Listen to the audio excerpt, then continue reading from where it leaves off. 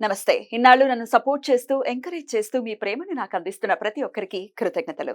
అలాగే ఈ వీడియో కూడా ఖచ్చితంగా మీకు ఉపయోగపడుతుంది. లైక్, షేర్ అండ్ సబ్స్క్రైబ్ చేసి మీ సపోర్ట్‌ని నాకు అందించండి. అలాగే ఈ వీడియో పట్ల మీకున్న అభిప్రాయాన్ని కామెంట్ సెక్షన్‌లో కామెంట్ చేసి తెలియజేయండి. ఇప్పుడు వీడియోని చూద్దాం. నమస్తే. Welcome to our channel. నేను పద్మిని. ప్రస్తుతంతో పాటు ప్రముఖ ఆధ్యాత్మికవేత్త, వాస్తు జ్యోతిష పండితులు కేఎస్ఆర్ గారు ఉన్నారు. మాట్లాడదాం. సార్ నమస్తే నమస్తే సార్. అండి. సార్ జూలై మాసం ప్రారంభం కాబోతోంది. సో జూలై మాసం ప్రారంభంతోటే రకరకాల గ్రహరీత్యా కూడా మార్పులున్నాయి. శని వక్రగతి అనేది జరగబోతోంది. సుమారు 4.5 నెలల పాటు శని వక్రగతి ఉండబోతోంది. అలాగే బుధుడు కూడా మారబోతున్నారు. సో ఇట్లా మేజర్ గ్రహ మార్పు ఉంది కాబట్టి మరి జూలై మాసం ఎలా ఉండబోతోంది ద్వాదశ రాశుల వాళ్ళకి, ఎలాంటి జాగ్రత్తలు తీసుకోవాలి, వచ్చేటటువంటి మంచి ఫలితాలు ఏమిటి ఇత్యాది విషయాలన్నీ ఒక్కసారి మీ ప్రొడిక్షన్స్ ద్వారా తెలుసుకోవాలనుకుంటున్నానండి. చెప్తారా? తప్పకుండా. ఇక్కడ జూలైలోకి వచ్చేప్పటికి ఏంటంటే మనకి ముఖ్యంగా మనకి జూన్‌లోనే ఇంచుమించుగా జూలై దాకా ఆగక్కల్లా జూన్ 29కి వచ్చేప్పటికి జూన్ మ 29కే. హ్మ్. బుధుడు రాశి మారుతాడు. బుధుడు మారుతున్నారు. బుధుడు మారుతాడు. అదే రోజు వక్రగతి కూడా శనిది. శనిది ఇంచుమించు 30వ తారీఖు కూడా వేసుకుంటాం. అదే ఒక రోజు అటు ఇటుగా అనుకోండి. పోనీ కొంతమంది లెక్కలు ఒక ప్రకారం, కొంతమంది లెక్కలు ఒక ప్రకారంగా ఏదైనా ఒక రోజు అటు ఇటుగా శని కూడా వక్రగతిలోకి రావటం అనేది ఉంటుంది. అయితే కొంతవరకు మనకి ఏంటంటే అది అదృష్టమైన దురదృష్టమైన ఏంటంటే శని వెనక రాశిలోకి వెళ్ళడు. చూపు మాత్రమేనా? అంటే నక్షత్రాల్లో దిగటం అనేది అయితే ఉంటుంది తప్ప పూర్తిగా మళ్ళీ వేరే రాశిలోకి వెళ్ళడు. కొన్నిసార్లు వేరే రాశిలోకి కూడా కింద రాశిలోకి వెళ్ళిపోవటం అనేది ఉంటుంది. కానీ ఇక్కడ మాత్రం ఎంత వక్రం ఉన్నా కూడా అదే రాశిలో ఉంటాడు. సో పూర్వభద్ర నుంచి శతభిష నక్షత్రం వరకే దిగుతాడు. సో ఇంకా అంతకు మించి మార్పు అయితే ఉండదు శని వరకు. అది తర్వాత ఇదే జూలైలో ఇంచుమించుగా 2వ వారానికి వచ్చేప్పటికి ఆల్మోస్ట్ ఆల్ మనకి కుజుడు మరి దీంట్లో వృషభంలోకి వచ్చేయటం, తర్వాత ఇదే కర్కాటకంలోకి మళ్ళీ రవి శుక్రుల యొక్క ప్రవేశం ఇవన్నీ ఉంటాయి. సో ఈ రకమైన ఏదైతే ఈ గ్రహస్థితి అనేది ఏదైతే ఉంటుందో అంటే రాశులతో పాటు ఇక్కడికి వచ్చేప్పటికి సామాజికంగా కూడా ఇబ్బంది ఏంటంటే కనుక యాక్చువల్గా ఇక్కడి నుంచి నెమ్మదిగా తొలి అడుగులు పడతాయి. ఏంటి ప్రభుత్వం ఎదుర్కొనే సమస్యలకి. ఇటు రాష్ట్రం అండి, అదే రాష్ట్ర కేంద్రాల్లో రెండిట్లో కూడా ఒక తొలి బీజం అనేది పడుతుంది. అంటే భవిష్యత్తులో జరగబోయే కొన్ని ఏమంటారు వ్యతిరేక పరిణామాలకి స్టార్ట్గా ఒక అంకురార్పణ అనేది జరుగుతుంది. తర్వాత రెండోది వచ్చేప్పటికి ఏంటంటే ఇక్కడ వ్యక్తిగతంగా వచ్చేప్పటికి ఏంటంటే ముఖ్యంగా ఈ కుంభరాశి వాళ్ళు, సింహరాశి వాళ్ళు కొద్దిగా ఎక్కువ అనారోగ్య సమస్యలు. సో ముఖ్యంగా ఇది పూర్వభాద్రలో వెనక్కి రావటం అనేది ఉంటుంది కాబట్టి ముఖ్యంగా ఈ కుంభరాశిలో కూడా పూర్వభాద్ర నక్షత్రం వాళ్ళు కొంత గడ్డు స్థితిని ఎదుర్కొనే అవకాశాలు అయితే ఎక్కువ కనిపిస్తున్నాయి. అయితే ఇప్పుడు మనం ఒక్కొక్క రాశి గురించి అలాగో చెప్పుకుంటాం. దానికి పరిహారాలు కూడా ఉంటాయి కాబట్టి భయపడాల్సిన అవసరం లేదు. రైట్. మరి తుల, వృశ్చిక రాశుల వారికి కూడా ఈ జూలై మాసం ఎలాంటి ఫలితాలను ఇస్తోంది అనుకోవచ్చండి? తులారాశి వాళ్ళకి కూడా చాలా చక్కటి మంచి ఫలితాలు వస్తాయని మనం ఎక్స్పెక్ట్ చేయాల్సి ఉంటుంది. ఎందుకంటే ముఖ్యంగా వచ్చేప్పటికి ఏంటంటే ఇటు రాజ్యస్థానంలోకి వచ్చేప్పటికి మనకి బుధుడు మళ్ళీ శుక్రుడు యథాతథం అనుకోండి. సరే కొంత పాట అయితే కనుక ఇటు రాజ్యస్థానంలో, భాగ్యస్థానంలో రెండులో కూడా మంచి ప్లేసుల్లోనే వీళ్ళకి ఉండటం అనేది ఉంటుంది. కనుక ఖచ్చితంగా ఏదైతే తులారాశి వాళ్ళు ఉన్నారో వాళ్ళకి వృత్తి ఉద్యోగాల్లో చక్కటి గౌరవ మర్యాదలు పెరుగుతాయి. అలాగే ఇది అవార్డులు ఇచ్చే కాలం అయితే కనుక వాళ్ళకి అవార్డులు కూడా వస్తాయి.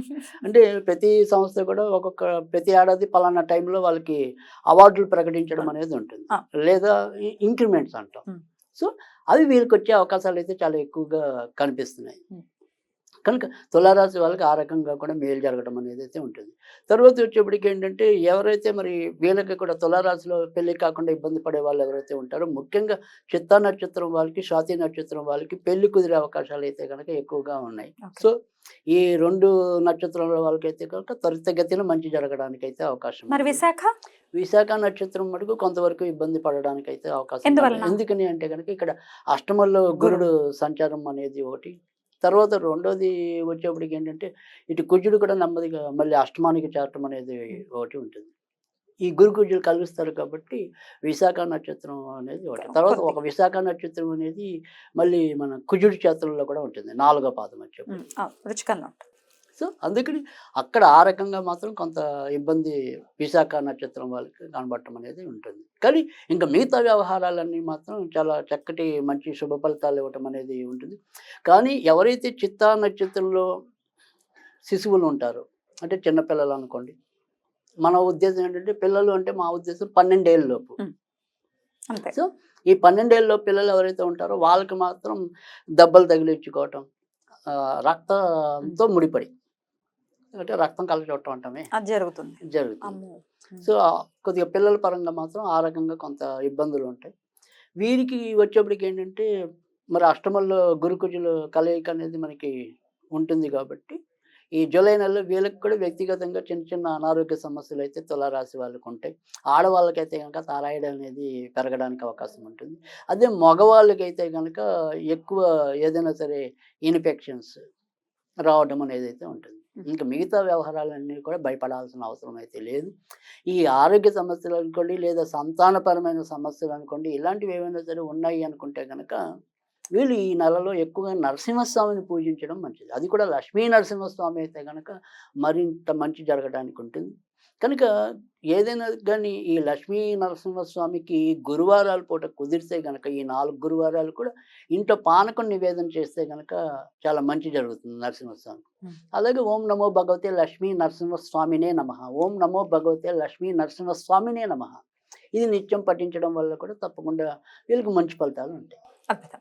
ఇక వృశ్చిక రాశి వారికి ఎట్లాంటి రిజల్ట్స్ రాబోతుందండి? వృశ్చిక రాశి వాళ్ళకి మాత్రం మొదటి అర్ధ భాగంలో కూడా, అంటే జూలై మొదటి అర్ధ భాగంలో మాత్రం కొంతవరకు జాగ్రత్తగానే ఉండాలి. ముఖ్యంగా ఏదైతే మరి అష్టమంలోనే రవి శుక్ర ఉన్నారు, తర్వాత వచ్చేప్పటికి ఏంటంటే ఈ సప్తమంలో గురుడు ఉన్నాడు, కానీ షష్టమంలో కుజుడు ఉన్నాడు యాక్చువల్గా. ఎప్పుడైతే ఈ షష్టమంలో కుజుడు ఉంటాడో దానివల్ల కూడా అనారోగ్య సమస్యలు రావటం అనేది ఒకటి. తర్వాత ముఖ్యంగా వాహనాలు అవి నడిపేప్పుడు ఖచ్చితంగా జాగ్రత్తగానే ఉండాలి. తర్వాత ఈ తలకు సంబంధించిన విషయాల్లో కూడా ఒక్కోసారి ఇబ్బందులు కలగటం, ఈ మతిమరుపు పెరగటం, ఇలాంటివి కూడా ఎక్కువ ఉంటాయి. సో ముఖ్యంగా ఈ వృశ్చిక రాశిలో పుట్టిన ఎవరైతే ఈ అనురాధ నక్షత్రం వాళ్ళకి మరింత ఎక్కువ ఇబ్బంది కలగడానికి అయితే అవకాశం ఉంటుంది. జ్యేష్ఠ నక్షత్రం వాళ్ళకి ఏంటంటే కొద్దిగా ఉద్యోగాల పరంగా సమస్యలు ఎక్కువ ఎదుర్కొనే అవకాశం అయితే ఉంది. విశాఖ నక్షత్రం వాళ్ళకి ఏమంటాం, వృత్తి ఉద్యోగాల అభివృద్ధి ఎక్కువ ఉంటుంది. మిగతా విషయాలు ఇందాక మనం విశాఖ నక్షత్రం గురించి మాట్లాడుకున్నాం, కొంతవరకు ఇబ్బందులు పడటం అనేది అయితే ఉంటుంది. ఏదైనప్పటికీ కూడా వృశ్చిక రాశి వాళ్ళకైతే కనుక మిశ్రమ ఫలితాలు ఎక్కువ ఉంటాయని చెప్పాల్సి ఉంటుంది.